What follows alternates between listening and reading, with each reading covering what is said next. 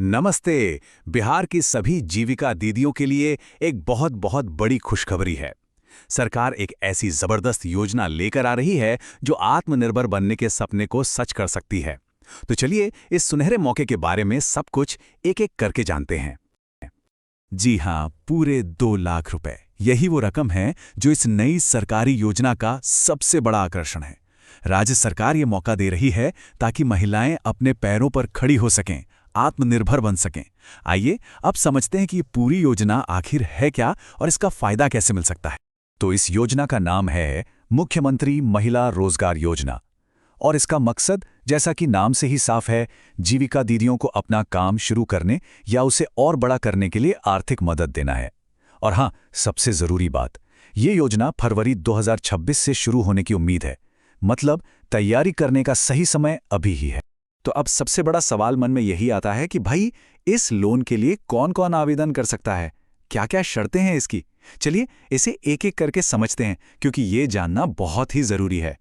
देखिए, इसके लिए कुछ सीधी और साफ शर्तें हैं, जरा ध्यान से सुनिएगा। पहली शर्त कि आवेदन करने वाली महिला बिहार की ही रहने वाली होनी चाहिए। दूसरी, उनका जीविका स्वयं सहायता समूह का सदस्य होना तो अनिवार्य है ही। उम्र 18 से 60 साल के बीच होनी चाहिए।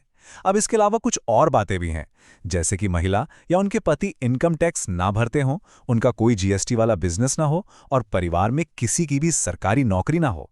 तो इससे एक बात तो बिल्कुल साफ है कि सरकार ये मदद सीधे उन लोगों तक पहुंचाना चाहती है जिन्हें इसकी सबसे ज्यादा जरूरत है। अब बात करते हैं आवेदन की प्रक्रिया की, और यहां एक बहुत बड़ा बदलाव होने वाला है। इस बार सब कुछ ऑनलाइन होगा।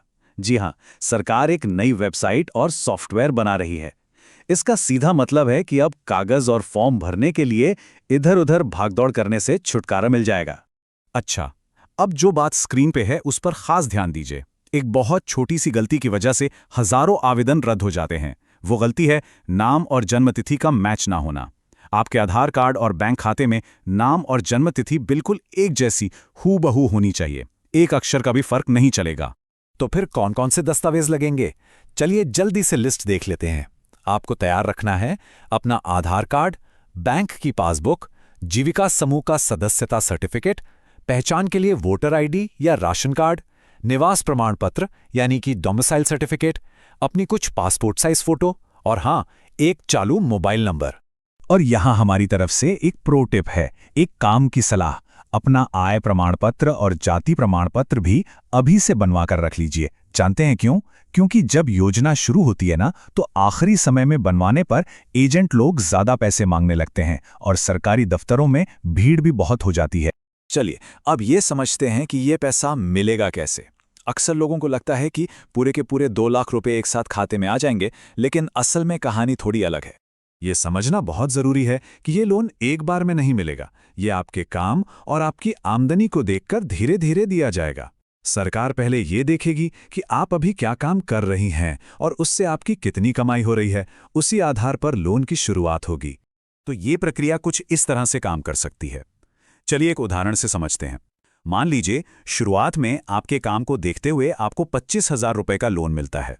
जब आप इसकी किस्तें समय पर चुका देती हैं और आपका काम भी आगे बढ़ता है, तो अगली बार ये रकम बढ़कर 75,000 रुपए हो सकती है।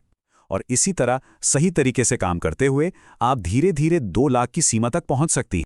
अब बात कर लेते हैं ब्याज की। तो जो जानकारी मिली है उसके मुताबिक इस पर सालाना 12% यानी कि महीने का सिर्फ 1% ब्याज लग सकता है। और सबसे अच्छी बात यह है कि इसमें कोई प्रोसेसिंग फीस या कोई दूसरा छिपा हुआ चार्ज नहीं होगा। और तो और, अगर आप समय से पहले लोन चुकाना चाहें तो उस पर कोई पेनाल्टी भी नहीं लगेगी।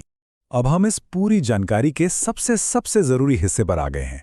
यह है पिछली योजनाओं में हुई गलतियों से सीखना, ताकि इस बार कामयाबी पक्की हो सके।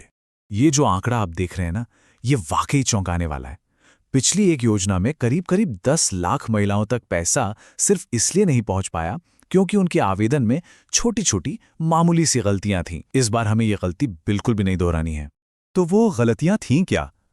देखिए, मुख्य रूप से 3 बड़े कारण थे। पहला, बैंक खाते का आधार से लिंक न होना।